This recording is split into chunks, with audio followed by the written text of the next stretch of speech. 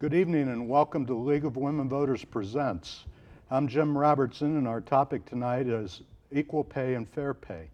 Our guests are Holly Burgess, not only a League of Women Voters member, stalwart probably I should say, but is co-chair of the American Society of University Women's Public Policy Committee and president of the University of Missouri branch of the AAUW. Well, actually, the University of Missouri has its student branch, and I'm not president of that. I just want to let you know because they're a tremendous group in their own right. But the more mature branch here in Columbia, the residents of Columbia. Thank you for straightening me out, Holly. And Paul Rainsberger, who is an expert in labor law, labor relations, an MU Associate Professor of Labor Education and Director of the MU Labor Education Program. Thank you both for joining us tonight. 50 years ago, in June, President John F. Kennedy signed the Equal Pay Act, which was supposed to bring pay for women up to the levels of equal pay to men for equal work. Holly, the AAUW was a big supporter of the act, and in fact has been advocating for equal pay for equal work for many, many long years. What can you tell us about the status of that struggle here in 2013? Well, the good news is that the pay gap has shrunk. Women today make, on an average nationwide, about 80 cents on the dollar compared to a man, which is better than it was. I think it was 57 cents maybe back in 1967. I'm not sure about that. So there has been a big stride there. But then there's been a plateau, and we really haven't seen much of a change in that wage gap. And we're talking on several different levels. We're talking, but one of the levels is that apples to apples and oranges to oranges. The same, equal pay for equal work does not seem to have happened yet in general. In Missouri, the statistics that I have are that women make 79 cents, in general, 79 cents on the dollar compared to a man. Actually, yesterday was Equal Pay Day nationwide, so either happy or unhappy Equal Pay Day.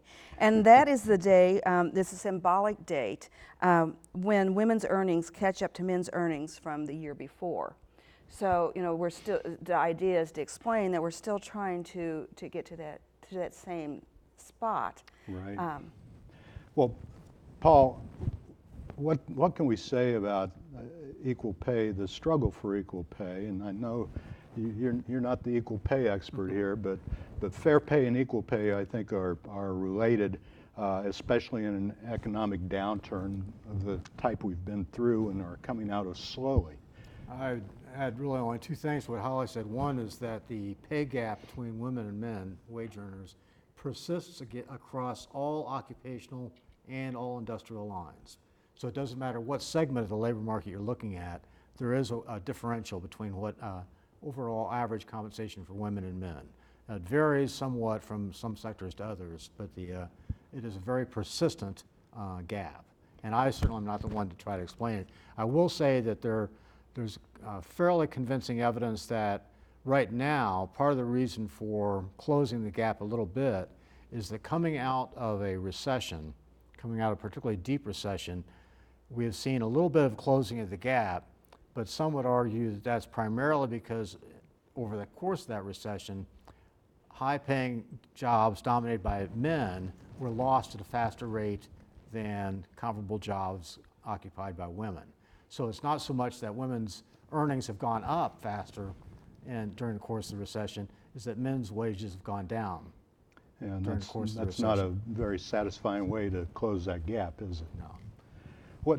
Holly, any idea what professions or what occupations are narrowest in the gap? Well, it seems that, of course, actually, I'm going to guess probably at the lowest level, minimum wage. You may find that the gap is not going to be as far away. Interestingly, as you go up the educational ladder, you would think that gap would close, but what you're finding is that it closes at a certain point. Right now, as young men and women are graduating from college, there's about a 7% gap, 7 to 10% gap when they leave college. And that's the closest they are. The thing that I thought was interesting is as women get older though, by the time they reach 35, that gap starts to widen again. Now part of that may be salaries and part of that is going to be because during that time they have lost money in terms of bonuses, in terms of pay raises. $5,000 makes a huge amount of difference over the course of your career. Right. And when you take in all the other considerations about that starting wage. The other thing I wanted to mention real quickly is that what we're talking about is comparing white women to white men. And we're using white men as the 100%, so to speak. If you're an African American woman, you are making about 69%. And if you are a Hispanic or Latina woman, you are earning about 60%. And that's compared to white men. To white men, right. I read a statistic, I think, earlier today, that over the course of career, that differential, that gap, can amount to $1 million for It conceivably can. You know, in an age where we see more and more, I mean, 50 years ago, we didn't see a lot of women in CEO roles and in the higher management roles, and just anecdotally, you know, I see a lot more of that now. I think we all do, but it's not true that the wages or the pay has caught up with that. Huh? Not always. The one other thing I'd like to say about it is it's true. You may be the CEO. When I was, right out of college, everybody in banking was a man. Now, most of the people, every VP is a female. And, call me being a little bit, I think that probably what we're seeing is that those women aren't making the same wages. It's just they're being given they're given the title. That's not always the case, of course. That you're going to have the CEOs of companies that are making great amounts of money. One of the things that AAW is doing and a group called WAGE is what we're trying to help young women when they graduate from college or junior college is start, and in fact the program is called Start Smart, start with negotiating the best wage you can at the beginning of your career. And that's really going to help you all throughout your career. Sure. Well, Paul, the struggle for equal pay and the labor struggle have been related pretty closely. In hard times, labor struggles more, I think. In Republican states, they've been Republican legislators. They've been taking it on the chin in Wisconsin and Minnesota and Michigan. And Missouri is really not immune to that. What's going on in our legislature as far as labor goes? Okay, well, first of all, I'll make one quick transition. Yeah. If you look at the wage gap among union represented workers, it's still there, but it's 88 cents on the dollar. So union women, on average, make about 88 cents for every dollar made by union men. So it still persists. It's a little bit closer, in large part, I think, because of you're much more likely to have flat wage scales in union side. In terms of legislative initiatives, I think you're correct that over the last few years there's been a lot across the country, a number of different legislative proposals considering a variety of different states. There are really three that are sort of the centerpieces of concern, if you would, for organized labor, most directly of interest to organized labor in the legislative process. Only one of them has a direct correlation to wage earning capacity. One is the Right to Work initiative that's been going on in many different states. Most recently Indiana, a couple other states have considered that. Second is what's been called paycheck protection, has to do with public sector unions' use of dues dollars for political purposes. And those are certainly very active issues in Missouri right now. The third one, though, that has a direct bearing on wage earning capacity is prevailing wage legislation, which is being considered again this year, almost every year in the Missouri General Assembly. A short version is prevailing wage legislation essentially requires publicly funded construction projects to be bid out on according to the prevailing wage rates paid to different crafts in that community. You know, the idea is to level the playing field, if you will, in terms of competition in the labor market, so that by setting a high minimum wage, you're assuring that labor cost competition is not going to be factored into the decisions on how to fund public construction. And those prevailing wages vary from community to community. Yes, they do. There's both federal and state prevailing wage laws, and in the state prevailing wage law, there are county by county wage determinations by craft. You know, so on the basis of an annual wage survey, the basic philosophy is that the wage that should be paid on publicly funded construction is the most common wage paid in that community for that kind of work. I see. And that's why it's called the prevailing wage, the prevalent wage in that community. Often that is a union negotiated wage rate. And I should mention that it's a wage and fringe benefit package. You know, so it certainly rewards, prevailing wage legislation certainly rewards those employers that provide benefits as well as wages, because they have to bid public construction on the basis of that total labor cost package. And how long has the prevailing wage been around? About 75 years. Really? No, it's the federal prevailing wage, I should clarify that. The federal prevailing wage law, Davis-Bacon, was passed in 1931 under the Herbert Hoover administration, right before Franklin Roosevelt's election as president. Various states have had prevailing wage legislation on the books since the 1890s, I see. but for overall, since the early 1930s. Now, you mentioned that the bill in the Missouri House right now would, I think it's in the House, maybe a Senate bill, but would apply to third-class counties, I think. Would it waive the prevailing wage, or how? My understanding, and I certainly am not tracking all of the developments in Jefferson City, my understanding there are several different bills that have been introduced, ranging from a complete repeal of the prevailing wage law to the one I believe that has gone the furthest in the process, would give school districts in third-class counties the option of opting out. So it would presume to apply, but then a school board could opt out of coverage. And then what will we assume that the effect of that would be? Overall, most of the research that's looked into prevailing wage uses the figure about 25 to 30% of total construction costs are labor costs. You know, so even if there is a savings on the labor cost side by eliminating prevailing wage, you have to factor in the overall cost of labor as compared to the total construction. So for example, if there were a 10% savings on the labor cost, and labor costs constitute 30% of production or total cost of construction, you'd only see a 3% savings in terms of the price of construction.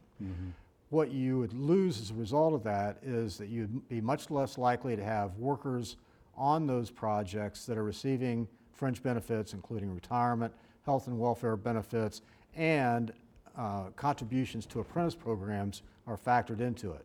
So what you'd see most likely over a period of time is erosion of the training dollars that are paid for through apprenticeships and so forth.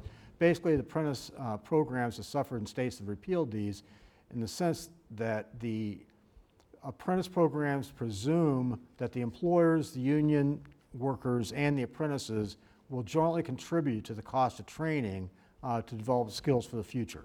If those eliminated, you're basically shifting the cost of training the next generation of workers off to the community college and technical college environment. And they in turn pass it on to the consumer, That's right. the students.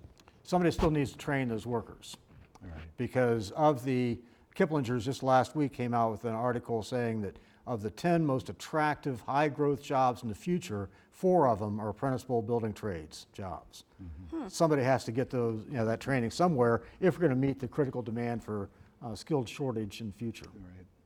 Well, I want to come back to you and talk about right to work, but right now, Holly, since the Equal Pay Act in 1963, June 10th, 1963, I believe it was a signing day, has there been any notable, and well, we've got Ledbetter, Well, which is and before that 2009. would have been the Civil Rights Act of 1964. That right. that again was trying to put a little bit more meat. You know, you start with equal pay, and this should be, of course, we're talking about equal pay for everybody. I mean, we see that there seems to be more of a disparity with women, but the idea is this: we're talking about all of our all of our workers.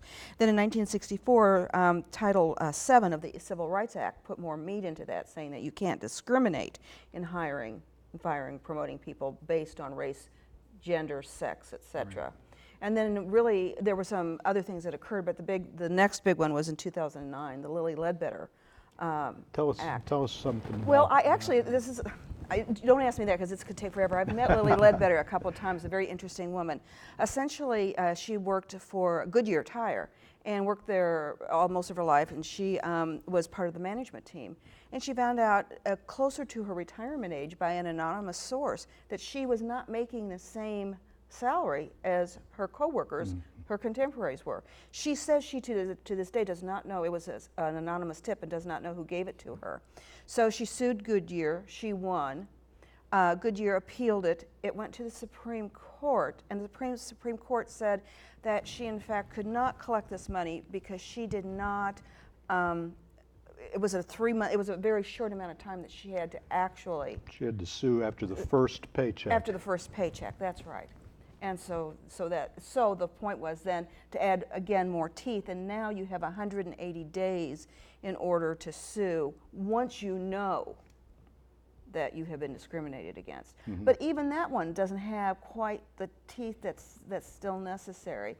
And there's another bill that's been in the legislature called the Paycheck Fairness Act, which again puts more teeth to this.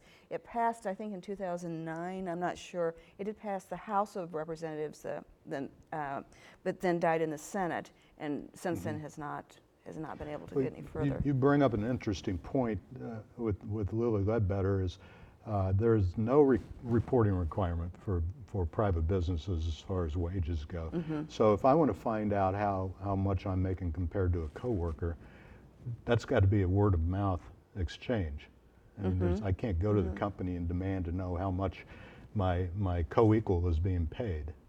No, I mean, again, you talk to in terms of unions, sometimes you do know how much somebody's being paid, or you think you know, but there's always things around that, because it's a difficult thing to figure out. Some companies do have transparency, and that's the companies that we think that, that are doing the right thing, because they can stand by the reasoning for why they hire somebody. That seems to be, to me, to be an obstacle to equal pay. Just not knowing. You have no idea whether you're being paid equally or not. And the thing that's also kind of disconcerting is the fact that we have more and more women who are becoming the major or the only breadwinner in their family. The days of the little lady goes out and makes some extra money, to buy herself a lipstick is over. These are women who are going out there to support the family, and sometimes not just support her and the children, but to support her and her husband, because he may be out of work. So you have all those things that factor into it as well. So it's this isn't a matter. This is a real world. This is a family matter that's occurring right now. What's it going to take to solve? Well, I think that it's going to take some stronger legislation.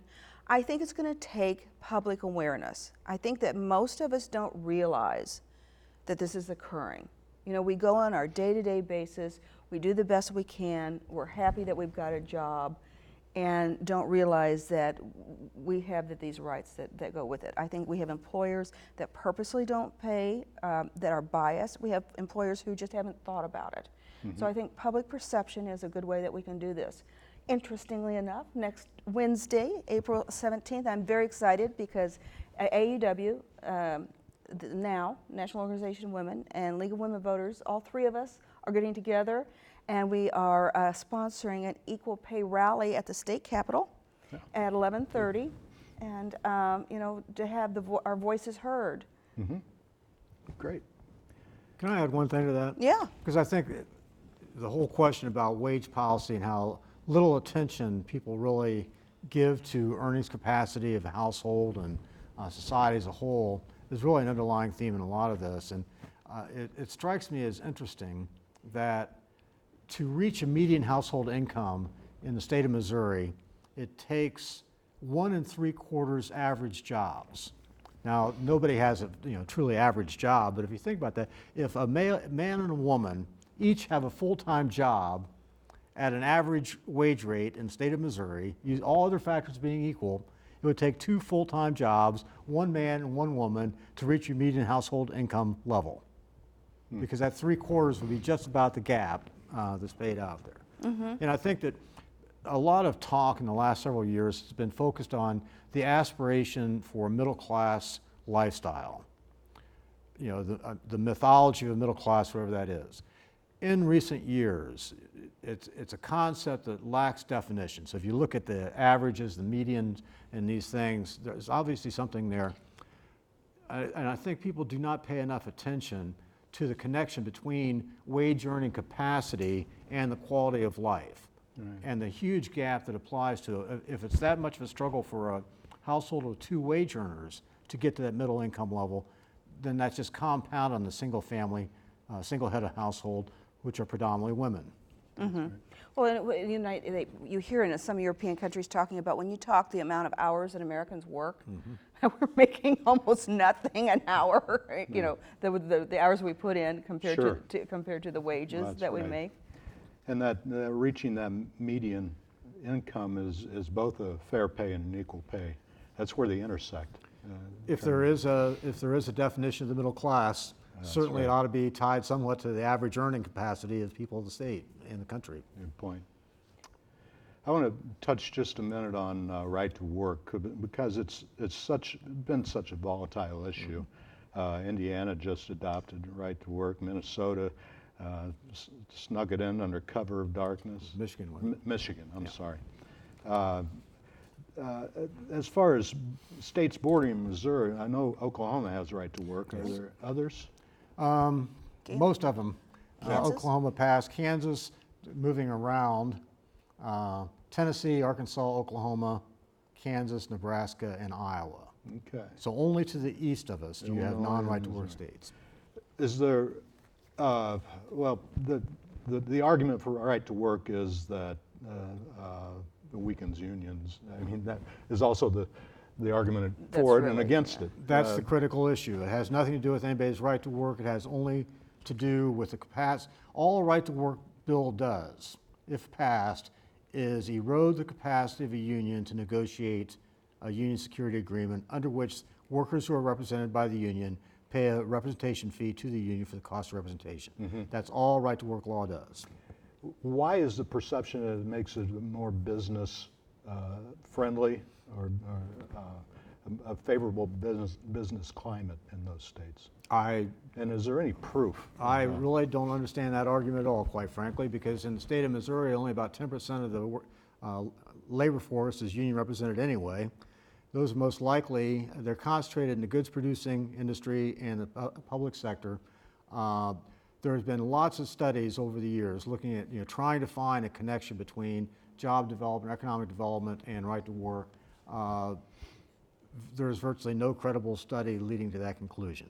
There's a lot of advocacy groups on both sides that will argue, an impact one way or another. But if you look at the academic research, very little correlation at all. Why do you think that in Missouri, increasingly red state, right to work has been fended off? Well, red state, blue state does not necessarily say a lot about the historic relationship between organized labor and the political process within that state. I think there's a misperception sometimes that, blue state, red state translates into a lot of things which it does not. Missouri has a long history of, Missouri had a ballot initiative in 1978 on right to work legislation. It was overwhelmingly defeated by the citizens of Missouri. Keep in mind, that was in time when the Democrats controlled both houses. It was before my time in Missouri. So it's not a red state, blue state in the traditional sense. The pro-union, anti-union incentive can cut across party lines. Okay. Holly, what are we going to do about this fair pay thing? We're going to ask all of our employers. Again, I think that it's going to have to be through education, that this exists, and through legislation.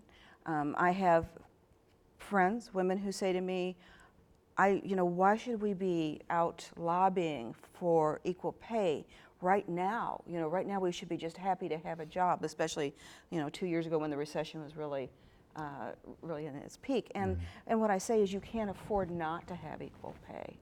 And we already know, we've talked about other subjects where as women get older, this is the population that is, women are living longer than men, and they're not going to be able to have the same resources if they're not being paid equally, if their Social Security, their pensions, and that sort of thing. And this is the group of people who are possibly going to be, in some dire straits as far as the poverty level. That's a group. Well, being the father of 2 daughters and a super wife, I'm not her father, but I'm her husband. Wouldn't it make you mad if you thought your wife wasn't making the same amount of money just because she was a female? Well, yeah, and my daughters too. I mean, Yeah. it's Yeah. time, I think, that society dealt with that problem. The one last thing, of course, is that we hadn't talked about is, and this is another issue, is that we have this apples for apples, this equal pay for equal job, is that women traditionally have taken jobs that don't pay as well. So that's where you also run into encouraging women to go into the STEM, into the sciences, into areas that pay better, be able to stay in those areas that pay better. We're finding we have plenty of women who go into engineering, but for some reason after 10 years leave. So we want that, as well as if you decide you want to be in a field that doesn't pay quite as well, then still again negotiate the best salary you can within that field. That's right. So go into the fields that you can get into, demand equal pay from the start, and spread the word. Right, and learn to be a football coach. When I was going to teach, I couldn't get a social studies teacher because I couldn't coach football. Okay, well, that's where we're going to wrap it up. I think you'd made a great football coach. I thought I could do it. Well, thank you for joining us tonight. Thanks to Paul and Holly for being the guests, and interesting discussion. Something to think about, and please remember the rally in Jeff City next week. 11:30. If you're so inclined, Capitol Rotunda. Be there and make your voice heard. Thanks for joining us. Have a good evening. I'm Jim Robertson. Good night.